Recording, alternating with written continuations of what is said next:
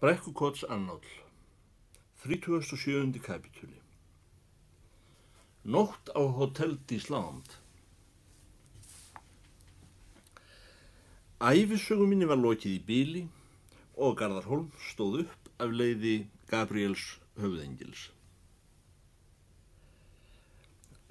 Farðu í hótelið og sofðu þar fyrir mig í nótt, sagði hann. Ef einhver spyr mig þá ég í veislu hjá landsstjórninni. Hann var staðinn upp og farinn. Ég heyrði rænfangið strjúkast við hann þar sem hann gekk burt og hvarf í myrkrinu milli leiðanna. Ég fór aftur niður eftir eins og hann hafði beðið mig Það var ljós í íbúð hans með mörgu herbergjónum, hverju innar af öðru. Þar satt litla fröken Guðmundsen og var að bíða. Og það var ég sem kom inn. Hún horfði á mig dauflega og spurði formálalaust: Hvar er Garðar Hólm? Hann er í veislu hjá landsstjórninni, sagði ég. Erst þú nú líka fann að ljúga, sagði stúlkan. Líka, sagði ég. Eins og hver? Allir, sagði hún. Heyrði ekki hvernig allir ljúga? Ef ekki viljandi, þá óviljandi. Ef ekki talandi, þá þegjandi. En mér er sama þó hann ljúgi. Hann hefur bara öngva ástæðu til að fyrirlíta mig þó hann fyrirlíti allt mitt fólk. Ég hef ekki gert honum neitt illt. Hvernig dettur þér í hug að hann fyrirlíti þig og allt þitt fólk, sagði ég. Þú sérð hvernig hann kemur fram, sagði hún, og þú heyrir hvernig hann talar. Hann heilsar mér eins og ókunnur manneskju. Hann leit ekki einu sinni á mig. Var þó búinn að skrifa að hann hefði snúið við í lífi sínu. Og þegar hann kæmi, þá kæmi vegna mín. Hann þarf ekki að ljúga mér þess vegna. Mér er alveg sama þó hann eigi ekki heima í höll út í einhverjum löndum sem ég ekki kann að nefna. Og hann þarf ekki heldur að fyrirverða sig fyrir mér þó hann vita ég veit það. Ef manni þykir vænt einhvern, þá er manni sama þó hann búi ekki í höll. Og þó allir þær bankar þar sem hann á inni og allar þær heimsborgir þar sem hann er frægur séu ekki til. Ég sagði ekki neitt. Hún þurrkaði sér augun, en það rann í skúrir fyrir henni jafnharðan. Viltu fylgja mér til hans, sagði hún loks. Ég lifi ekki af þessa nótt nema ég tali við hann. Hann sefur hjá landsstjórninni, sagði ég. Var ég ekki að segja það? Já, ég veit svo sem hann liggur upp á þessu andstyggðar gamla fjósloftis, sagði hún. En þú getur farið þangað með mig samt. Þú veist þetta allt hvort sem er. Veit ég hvað, sagði ég.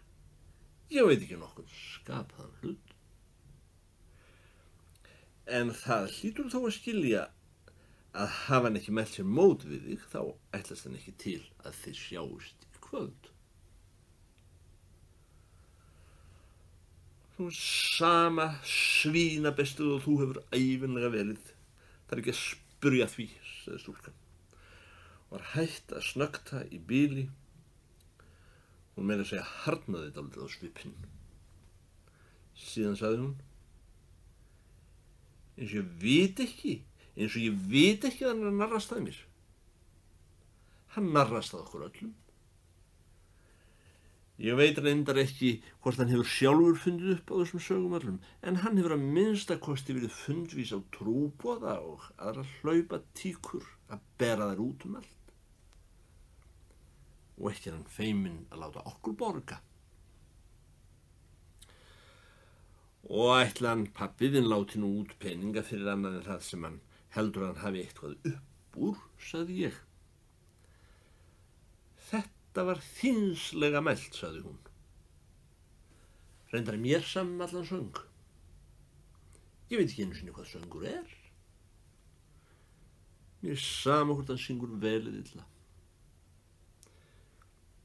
Ég var lítil telpa, hrifin af ævintýrum og drakk í mig lýsingar á sönghöllum þar sem allir stóðu á öndinni ef hann opnaði munninn og þessum voldugu gistihúsum þar sem allt hneigði sig fyrir honum og þessum bankainnstæðum sem héldu áfram að hrúast upp.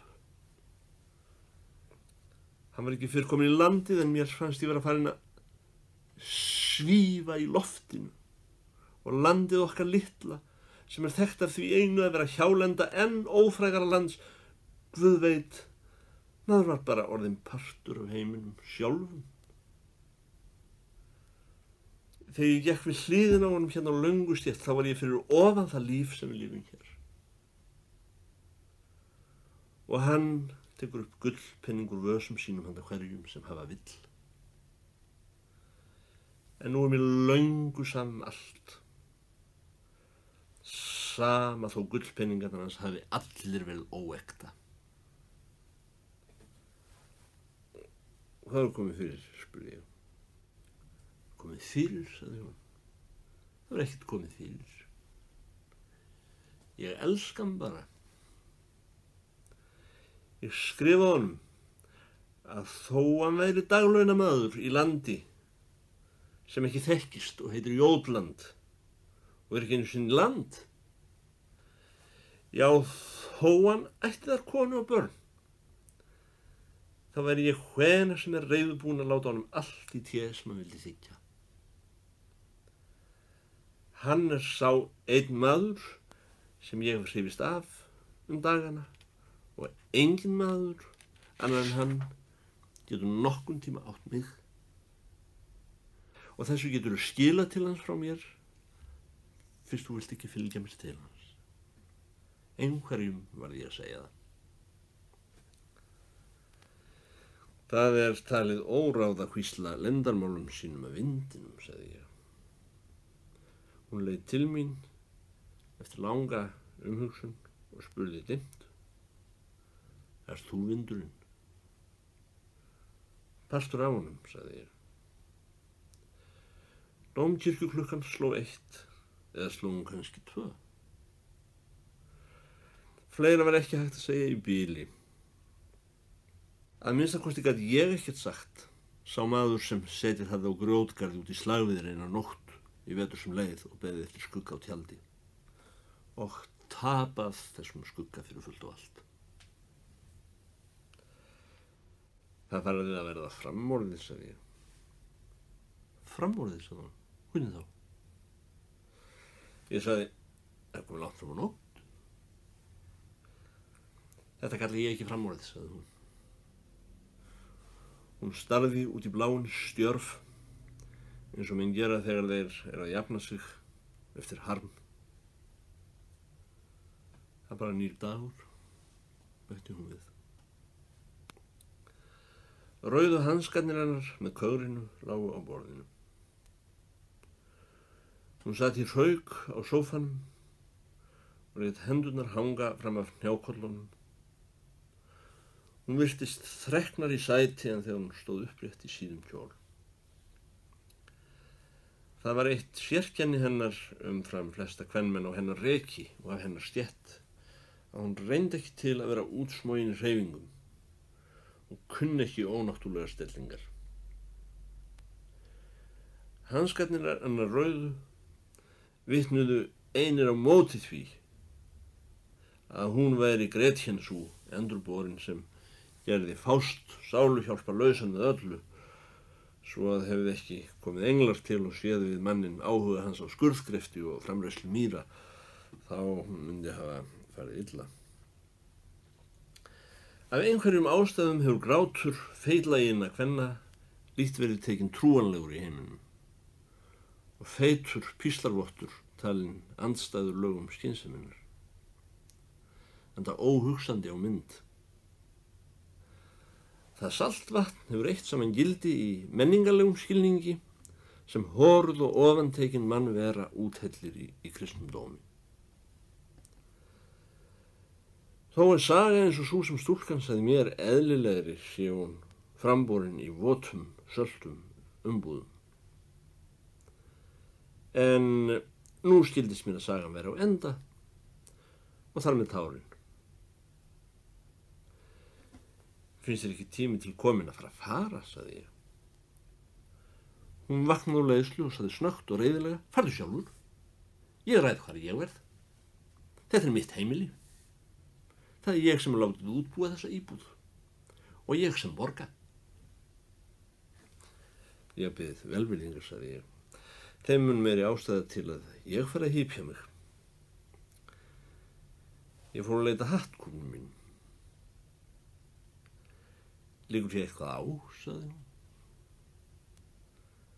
Þá ber nokkuð nýra við ef þú ert orðin sá partur af vindinum sem er farin að berast ótt yfir. Ég hélt áfram að leita hattinu mínum þangað til ég fann hann. Ætlar ekki að sitja ögn mér til hugarléttis með ég bíð, sagði hún. Ef þú ætlar að bíða, þá er ég hræddur að þú verðir að bíða til morguns, sagði ég.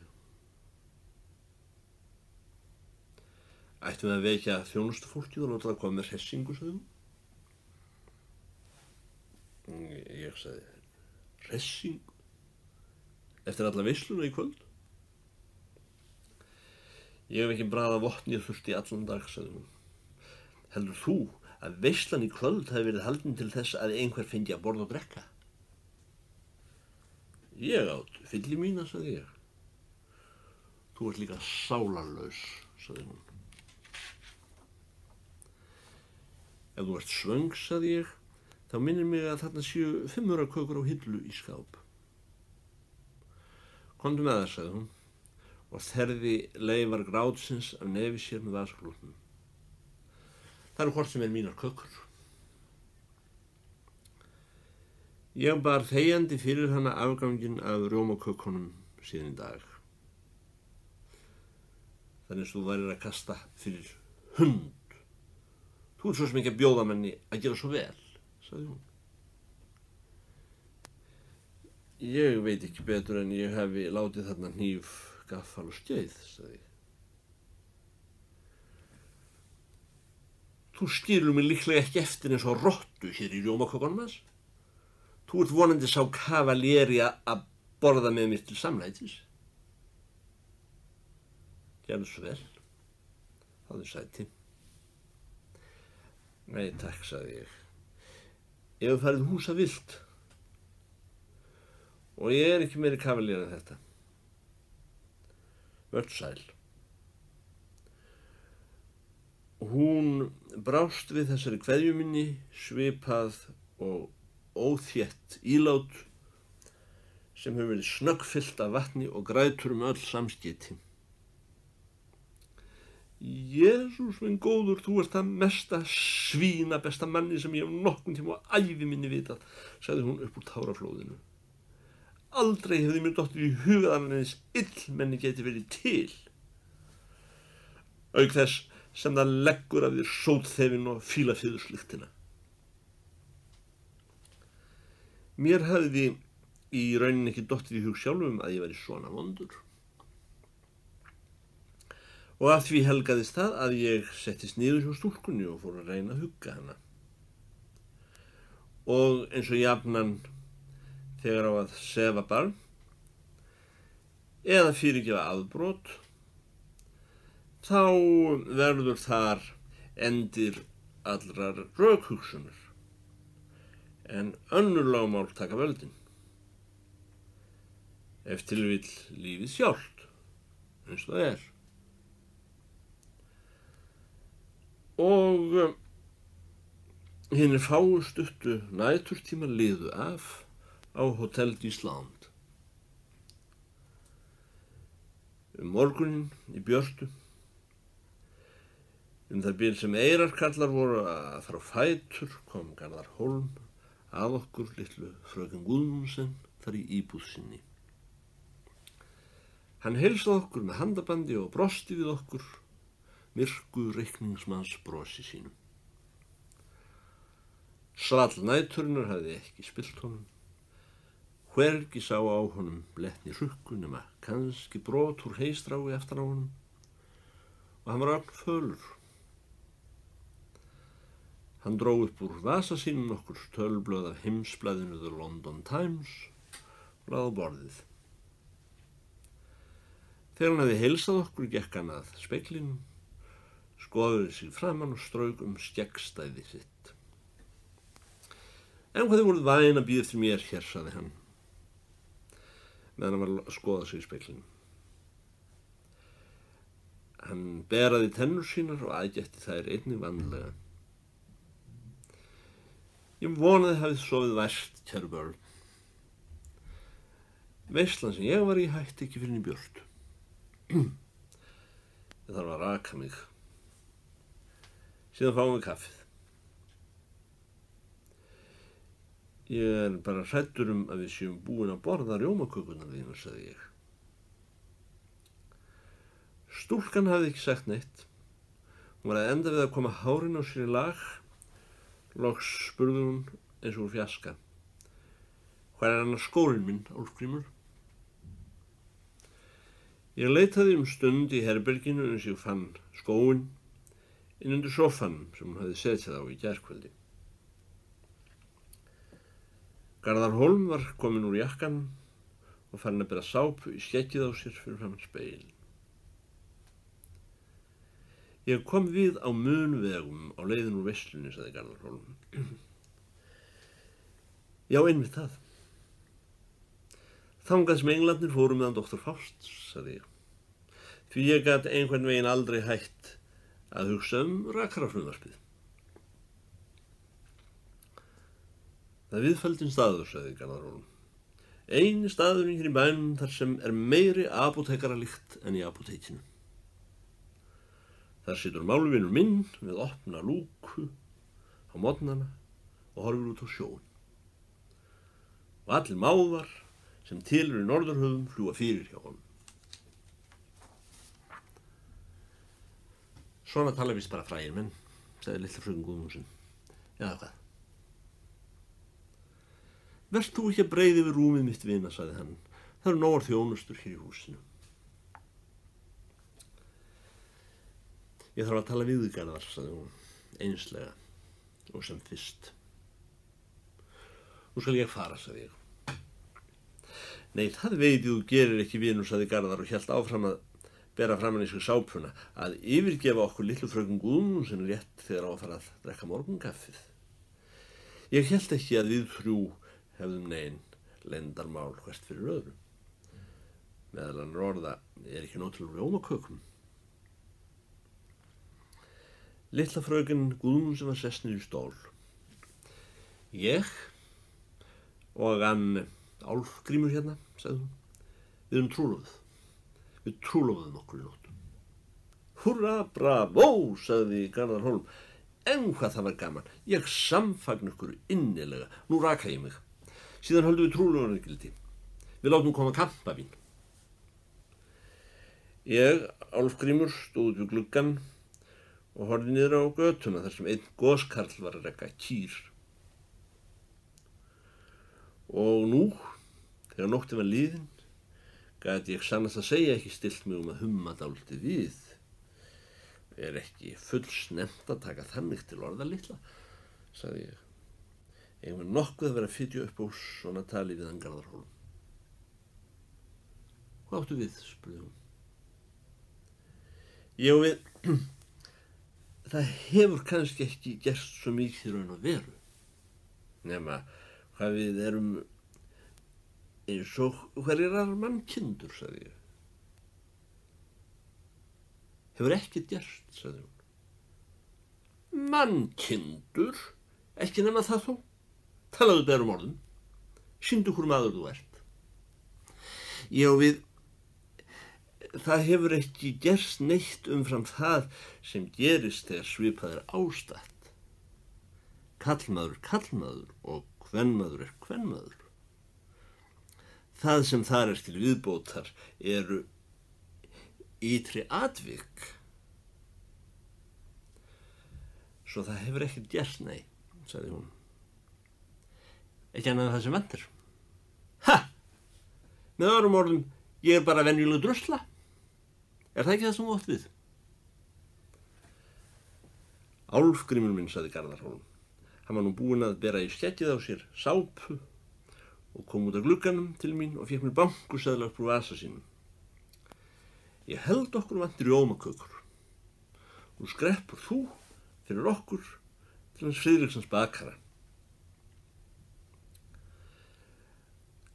Hann tók fram rakhnífinn sinn og fór að hvetja hann á handarjaðrinum á sér og ég gekk út frá vandamálunum og út kljáðum að kaupa meiri rjómakökur. Ég var að bíða góða stund í bakaríinu því klukkan var enn tæplega 7. Hann Friðriksson að sprauta rjómakökunar, sagði stúlkan í bakaríinu. Mér hálfleiddist að bíða, því þó ég hefði ekki lesið marga danska rómani, var ég allt í einu orðin hugsi að hafa skilið unnustu söngvarans eftir hjá honum aleina ásamt rakhníf á morgni eins og þessum. Ég held, sagði ég á endanum, að ég hef ekki tíma til að bíða eftir fleiri rjómakökum eins og Best ég taki þær sem Friðriksson er búinn að sprauta og komi svo eftir afganginum seinna.